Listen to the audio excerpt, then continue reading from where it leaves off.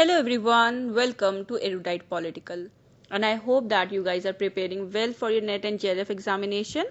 Now in this session we will be discussing a topic that is from Unit-4 communication for the NET JRF paper first syllabus, and इस unit का जो पहला topic है that is about the meaning, nature, elements and the characteristics of the communication.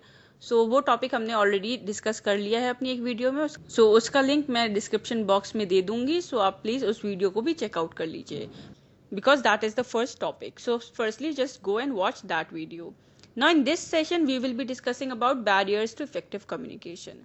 So communication क्या है वो तो हमने पहली वीडियो में डिस्कस कर लिया है, but still I want to give an introduction. So basically communication एक प्रोसेस है. बेसिकली हमें डिस्कस करना चाहिए what is effective communication.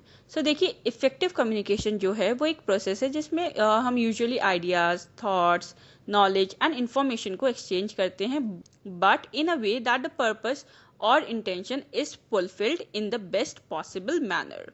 Basically in simple words it is nothing but the presentation of views by the sender in a way that is best understood by the receiver.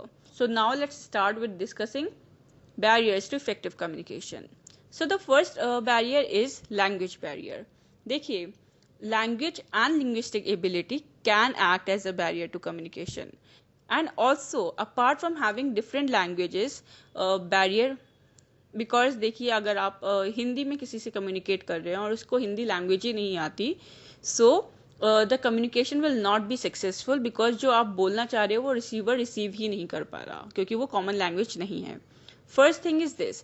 Secondly it's not necessary कि आप दोनों की language same है तो language barrier नहीं होगा, ऐसा नहीं है. Because for example I talk in English and then I go to a doctor and he और she also talks to me in English, right. We are able to understand the same language, that is English. But वो जो doctor है वो कुछ ऐसी terminologies use कर देता है जो सिर्फ एक डॉक्टर के प्रोफेशन में जो लोग हैं उन्हें समझ में आती है. So that is not very easily understood by me as a patient, right? Because I'm not that into profession. So sometimes terminologies also act as a barrier, no matter if the language is same. Then talking about the next barrier, that is psychological barrier.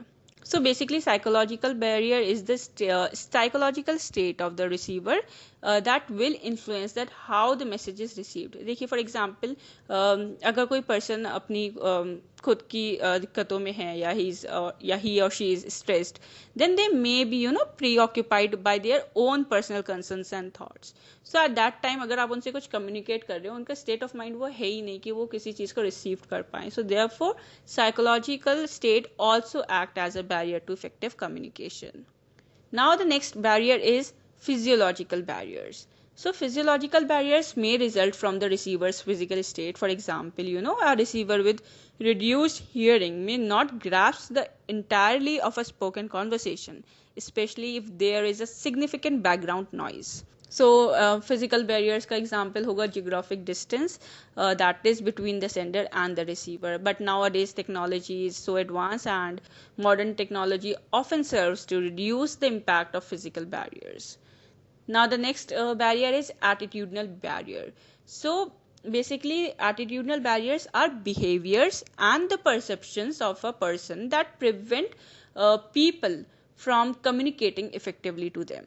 For example, the attitudinal barriers to communication may result from personality conflicts, or poor management and resistance to change and having a predefined notions or a prejudice against a thing. For example, if you already have a prejudice about something and you have already preoccupied thoughts on that topics and you're not ready to change that stereotype, so at that time if another person is putting up their point of view, so maybe because of your rigid behavior communication process could not be completed, and what the sender wants to tell you won't be receiving that. So that is an example of a attitudinal barrier.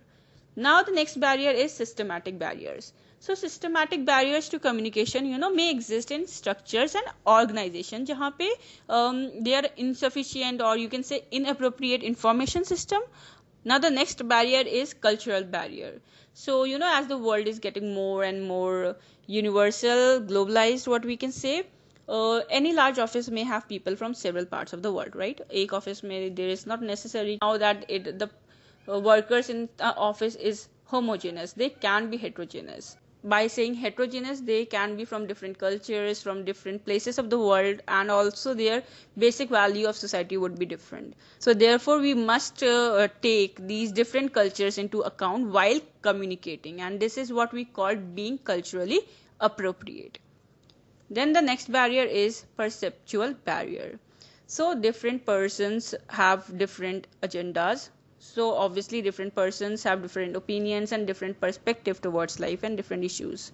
People perceive, so each person perceive the same things differently. And this is a fact that we must, consider during communicating, right? So knowledge of the perception levels of the audience is crucial to effective communication. Now another barrier is technological barrier. So other barriers include the technological barriers, and the technology is developing so fast, and as a result it becomes difficult to keep up with the newest developments. Hence sometimes the technologically advanced may become a barrier.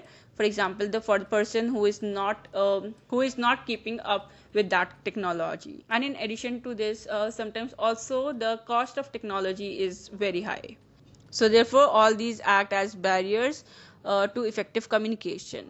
So now let's also discuss some of the ways जिससे हम ये barriers को overcome कर सकते हैं और एक effective communication को establish कर सकते हैं. So these are as follows. Firstly, by eliminating differences in perception. Then we can make use of simple language and reduction and elimination of noise levels, because noise also do act as a barrier to effective communication.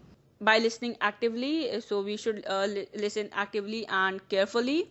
And also when we talk about organizational communication, so the structure of the organization should be simple. Then also avoid information overload, and we should also give constructive feedback. That also helps to build up the effective communication between the superior and the subordinate, and sometimes between the equals.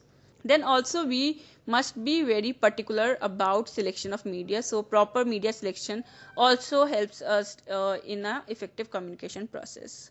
And also by understanding that what your audience needs. So understand the needs of your audience, that will lead to effective communication.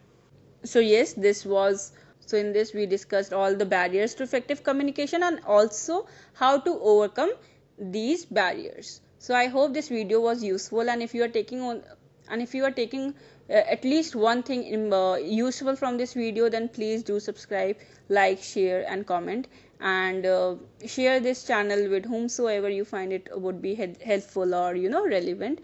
And thank you, and keep watching and stay tuned for the more upcoming videos. Thank you.